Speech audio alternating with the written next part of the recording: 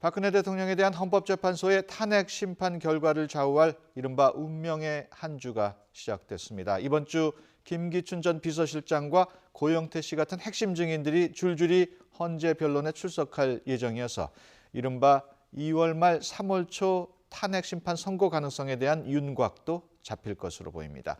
이승현 기자입니다. 이른바 문학의 블랙리스트 의혹의 내막을 밝힐 핵심 인물로 지목된 김기춘 전 비서실장이 이번 주 탄핵 심판정에 증인으로 나섭니다. 헌재는 김 전 실장을 상대로 블랙리스트 작성과 이행 지시 과정에서 박 대통령이 얼마나 개입했는지 등을 집중적으로 캐물을 것으로 보입니다.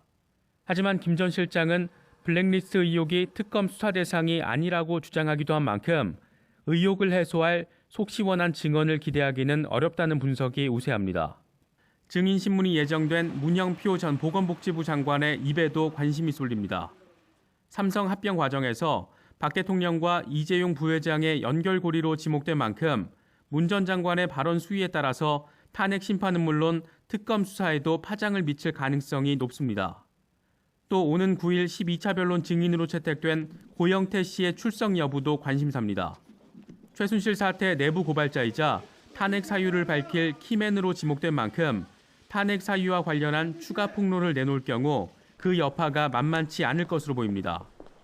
또 이번 주 변론 과정에서는 대통령 측이 무더기 추가 신청을 한 증인들 가운데 재판부가 얼마나 받아들일지도 결정됩니다. 일단 14일 13차 변론까지 예정된 상황에서 추가 변론을 얼마나 더 진행하느냐에 따라서 선고 시점에 대한 로드맵이 나올 것으로 보입니다. 헌재가 추가 증인 신문이 불필요하다고 판단하면 3월 13일 이전 선고는 현실화 가능성이 한층 더 커지지만 두세 차례 변론이 더 이루어진다면 선고 시점 역시 좀 더 미뤄질 가능성이 큽니다. 다만 대통령 대리인단이 어떤 카드를 꺼내느냐에 따라서 탄핵 심판의 향후 일정을 좌우할 중대 변수가 될 수 있습니다. 연일 충분한 심리가 필요하다고 주장하며 재판부와 대립각을 세우고 있는 대리인단이 무더기 증인 증거 신청을 추가로 한다거나 전원 사퇴를 현실화할 경우 3월 초 선고 로드맵에도 적지 않은 타격이 불가피할 전망입니다. YTN 이승현입니다.